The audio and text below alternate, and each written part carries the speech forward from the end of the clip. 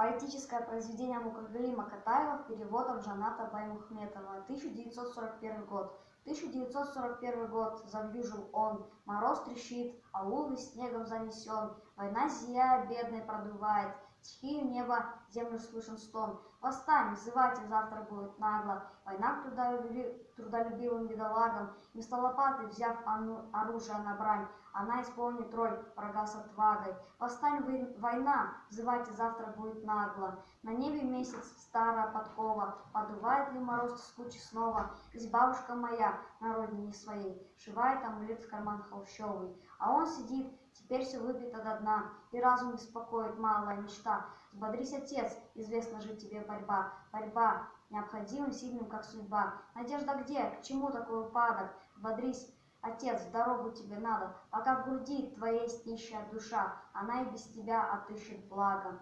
Тебя я не утешу, мама, ты постой, с молитвой к небесам ты обратись простой. А если наш хозяин дома не вернется, отец найдется ли нам когда-нибудь другой?